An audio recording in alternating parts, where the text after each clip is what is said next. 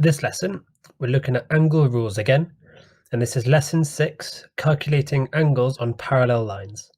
And in this lesson, we're going to be looking at two angle rules in particular, okay? And these are alternate and corresponding angles, okay? So let's jump right in. So first of all, let's recap what parallel lines are. So parallel lines are lines that never touch, okay? So if you were to continue drawing these lines, and if they never touch, that means they are parallel, okay? And a way we symbolize parallel lines, because if we look at these two lines here, they look like they're never going to touch, but it's really hard to tell sometimes with pictures. So in maths, if we ever have parallel lines, we will put two arrows on them, and that means that they are parallel, okay? So these two lines here, they are parallel, okay? Let's look at two other lines now. So these two lines, we can see the line at the top comes down at an angle, and the line below it seems to be going straight across, but actually they both touch at this point here, okay? So that means they are not parallel because they touch, okay? So touch equals no parallel, or equals not parallel, okay? And let's have a look at another set of lines. So we've got two more lines here. Now, if we look at these two lines, they're not actually touching currently, are they? So there's no point of these two lines that are actually touching each other. But if we were to extend these lines like so, we can clearly see that they would touch here, okay? So because they touch equals not parallel. Therefore, these lines are not parallel, okay?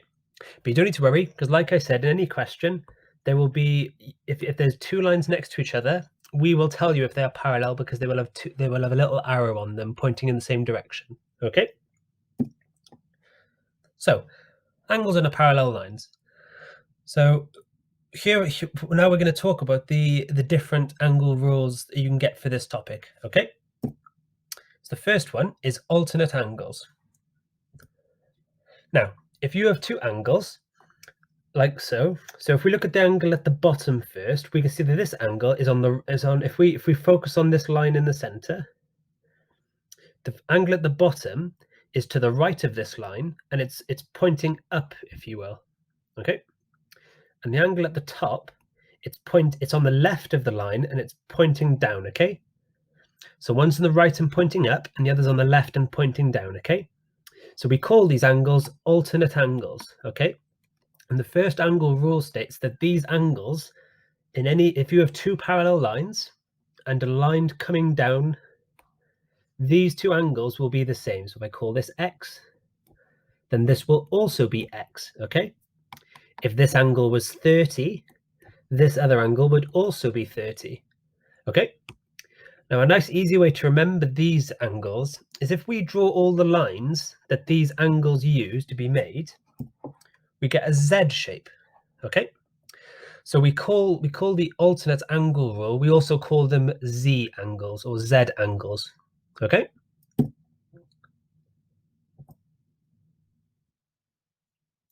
Now the next rule is corresponding angles. So if we have two angles like so, this time if we focus on our line that separates that goes between the parallel lines, we have two angles, and they're both on the right hand side of this line, and they're both pointing in the same direction, okay? They're both pointing down and right, if you will, okay? So we call these corresponding angles. And what that means is that these are equal. So if the bottom angle was y, the top angle would be y. If the bottom angle was 30, then this top angle would be 30, sorry, not 40.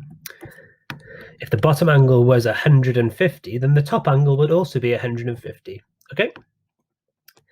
Now, an easy way to remember this angle is if we highlight all the lines that are involved with these angles, we get an F shape.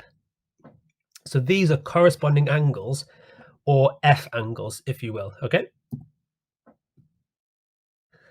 The last rule, this isn't a proper rule. We're not going to spend too much time dwelling on this, but these are just called opposite angles, okay?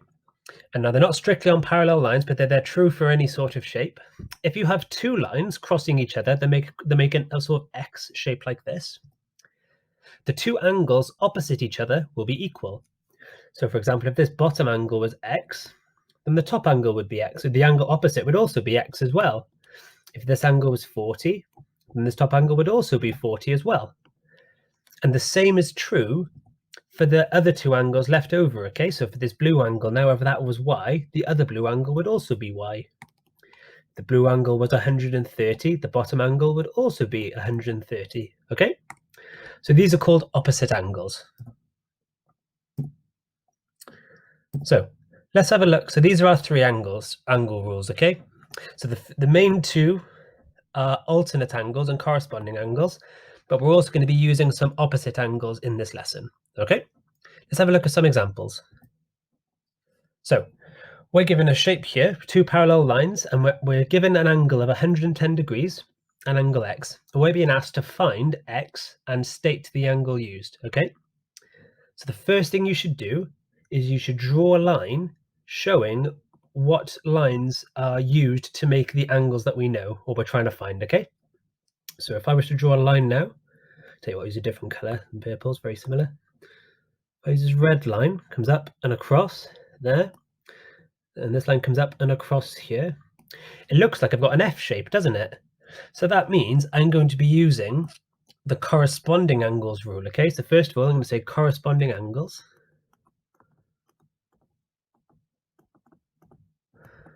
Corresponding angles. Therefore, so if we look at this diagram here, we can see that the angles in the nooks of the letter F are equal.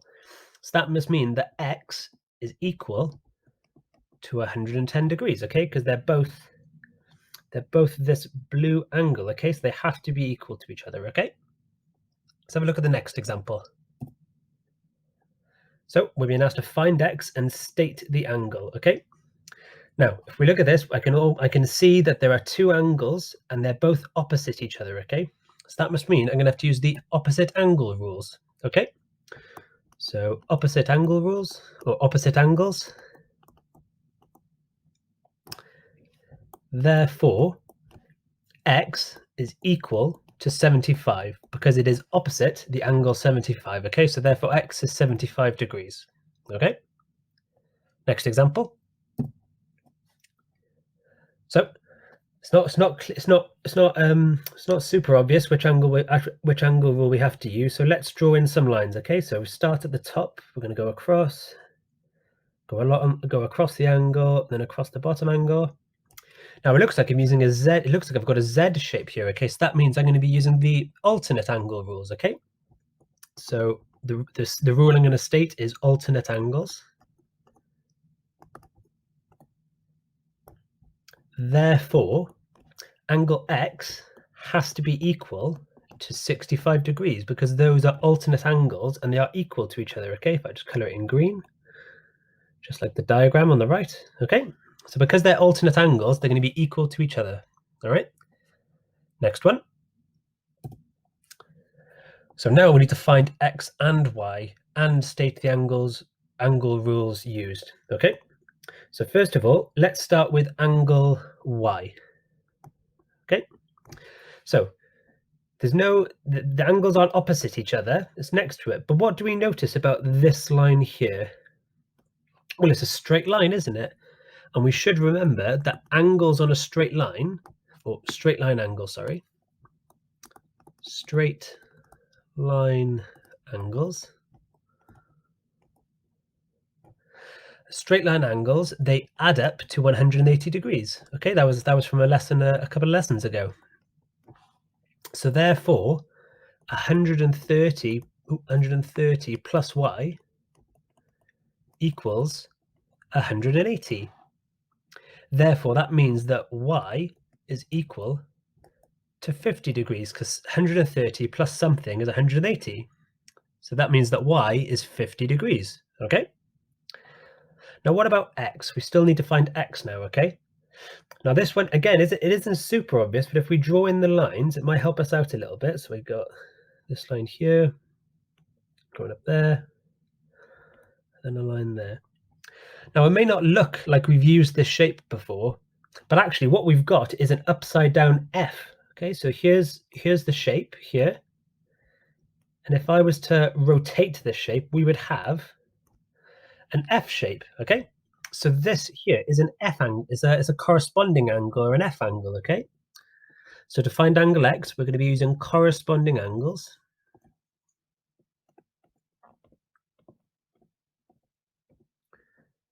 Okay, I'm going to color them in blue just to remind you all. So because they're corresponding, they're going to be little blue angles. Therefore, X is equal to 130 degrees, okay? Because X and 130 degrees are corresponding angles, that means they're equal to each other, okay? Let's look at one more example. So here we go. We need to find X and Y again, okay? So let's start off with angle X at the top. So for angle X, so what rule can we use for this one? Well, it looks like they're opposite each other. So for angle X, we're going to use opposite angle rules, or just opposite angles. Opposite angles, okay? So therefore, the three dots mean therefore, okay? X equals 58 degrees. Job done, all right? Now, let's write in 58 degrees here. So for angle Y now, so what angle rule are we going to use for this one, okay? Well, let's draw in the lines first so we know what we're looking for. So those are the lines for angle Y, and those are the lines for angle X, okay? And it looks like we've got an F shape here.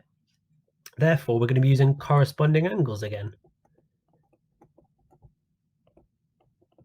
Okay, so that must mean if these are corresponding angles, that must mean that angle Y is equal to X. And we know that X is now 58 degrees. So therefore, Y is equal to X, which is equal to 58 degrees. Therefore, Y equals 58 degrees. Okay, just like that. So here's the main task coming up now. So pause the video and have a go at these questions, okay? There's not much writing to do with these questions, just draw a little diagram in your book of the question, and then just fill in the unknown angles as you go along, okay? And make sure you state the angle rules that you use, okay? So pause the video and have a go. Okay, here are the answers. Very well done if you got them all right. Now let's move on to the checking question. So here we're being asked to find X and state the angle rules used. Okay, so you might have to use a couple of angle rules for this question. Okay, so pause the video and have a go with this checking question.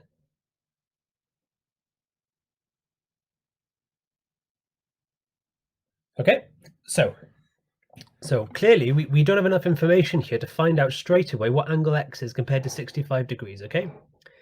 But let's try and find either a corresponding or interior angle, okay? So I think it would really help me out if I could find this angle here, okay? I'm going to call that Y. How can I find this angle? Well, if I look at the rest of the lines and I draw them in, I can see that I've got an F angle or a corresponding angle, okay? So the first angle rules I'm going to use is a corresponding angle. Therefore, I now know that Y equals 65 degrees, okay? Now I can start looking for angle X, okay? So X, what can I do for X? Well, I know angle Y is now, 65 degrees. Okay, so how can I find X now that I know that angle Y, or the angle next to it, is 65 degrees, okay? Well, it looks like X and Y are on a straight line. Okay, let's get rid of the other lines. It looks like X and Y are on a straight line, okay? So that means all angles on a straight line add up to 180 degrees, okay? So straight line angles.